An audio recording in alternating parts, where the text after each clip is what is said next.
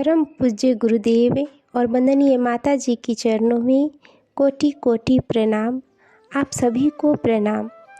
सच्ची घटना पर आधारित पुस्तक अद्भुत, आश्चर्यजनक किंतु सत्य में आज हम सभी सुनेंगे। मैं अभागन उन्हें पहचान ना पाई। नीताबेन देवेंद्र भाईजानी, अहमदाबाद, गुजरात।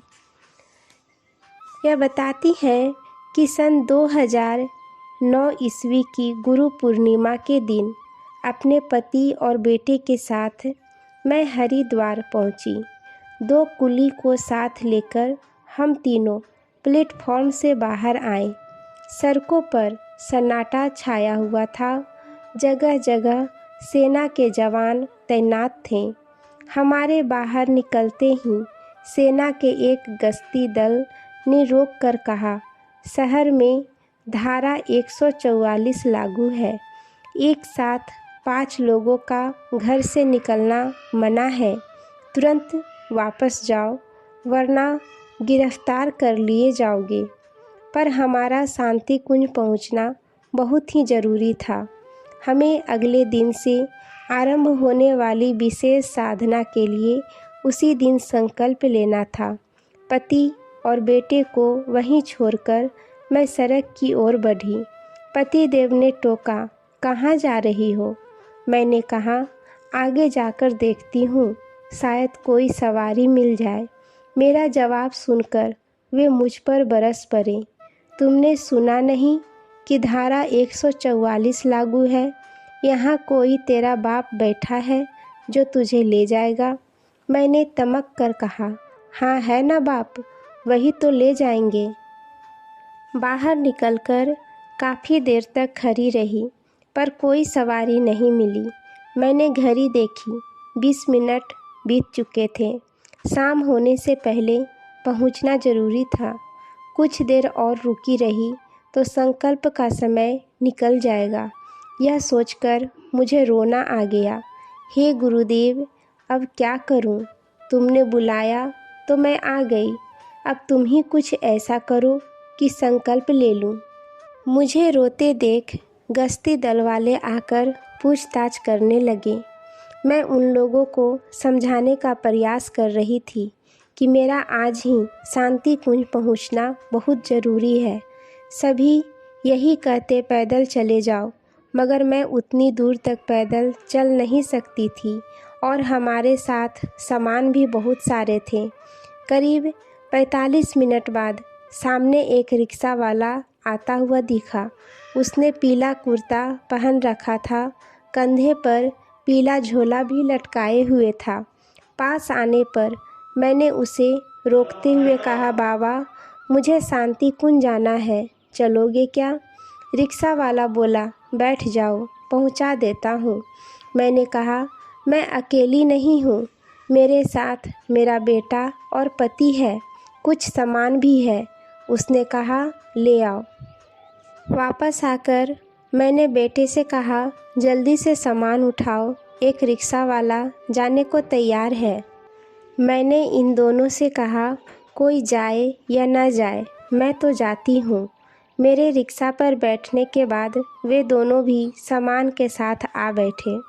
रिक्शा अभी थोड़ी दूर ही चला था कि गश्ती दल वालों से सामना हुआ।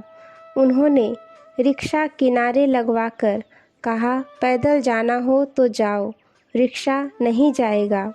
रिक्शा वाला कुछ देर तो चुप खड़ा रहा, फिर उसने नज़र बचाकर निकलने की कोशिश की, लेकिन गश्ती दल वालों ने उसे निकलने नहीं दिया।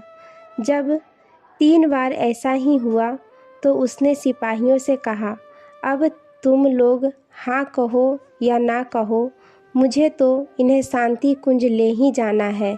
सिपाहियों ने अपनी मजबूरी बताते हुए कहा, बाबा हम तो नियम से बंधे हैं, यदि तुम्हें जाने दें तो साहब हमें सस्पेंड कर देंगे। रिक्शे वाले ने कहा, तुम्हें कोई सस्पेंड नहीं करेगा। कहाँ है तुम्हारे साहब? ले चलो मुझे उनके पास। एक सिपाही रिक्शे वाले को साथ लेकर अंदर गया। देखते ही साहब कड़क आवाज़ में बोले, क्या बात है? रिक्शे वाले ने बताया, बाबूजी, इनका शांति कुंज पहुंचना बहुत ज़रूरी है। महिला है, इतनी दूर पैदल कैसे चलेगी? साथ में सामान भी है। दोनों की बहस में 10 मिनट बीत गए।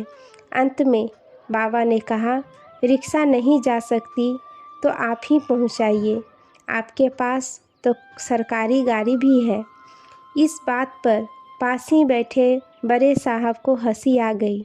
वे बोल पड़े, अरे जाने दो इसे, पागल है, मानेगा नहीं। रिक्शा आगे बढ़ चला। बाबा ने शांति कुंज के गेट पर पहुंचकर रिक्शा रोका। मैंने बाबा से कहा, तुम भी चलो, सुबह हवन करके चले जाना। बाबा मुस्कुराने लगे। अब मेरा ध्यान बाबा के चेहरे की तरफ गया। मैं यह देखकर चौंक पड़ी कि वह बाबा का चेहरा पूज्य गुरुदेव से मिलता जुलता है। पूजा घर में मैं देर तक गुरुदेव का फ़ोटो देखते रहती थी।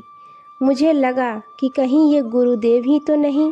वही कद काठी, वही ललाट, वैसे ही ऊपर की तरफ लहराते बाल। फ़र्क सिर्फ इतना कि बाबा की तरह उनकी दाढ़ी नहीं थी। तभी बाबा के बोलने से मेरा ध्यान टूटा। वे कह रहे थे, सामान अंदर ले जाओ, देर हो रही है। मैंने कहा, पहले भाड़ा तो दे दूं। वे बोले, एक बार में सारा सामान नहीं जा सकेगा। तुम लोग थोड़ा सामान अंदर रखकर आ जाओ, तब तक मैं बाकी के सामान देखता हूँ। वापस आकर मैंने देखा कि सामान तो गेट के पास ही रखा है, लेकिन न तो वहाँ कोई रिक्शा है और न ही रिक्शे वाले बाबा। मुझे बड़ा आश्चर्य हुआ कि बिना पैसे लिए ही बाबा चले कैसे गए। अचानक मन में यह सवाल उठा, कहीं ये पूज्य गुरुदेव ही तो नहीं थे। हरिद्वार स्टेशन के पास धारा 144 होने के बाद एक रिक्शे वाले का आना, पुलिस वालों को मनाकर हमें शांति कुंज पहुंचाना अनायास ही नहीं हुआ है। यह गुरुदेव की ही लीला है। बात समझ में आते ही मैंने दोनों हाथों से सिर पीट लिया। हाय अभागन, तुमने उन्हें पहले ही क्यों नहीं पहचाना? मैं बिलख उठी। हाय गुरुदेव, मुझे छलावा देकर चले गए। अपने बारे में बता दिया होता तो तुम्हारा क्या बिगड़ जाता? यह अभागन भी तुम्हारे चरणों की धूल अपने माथों से लगाकर अपना जीवन सफल बना लेती। आज के लिए यहीं तक। आप सभी को धन्यवाद। जय गुरुदेव।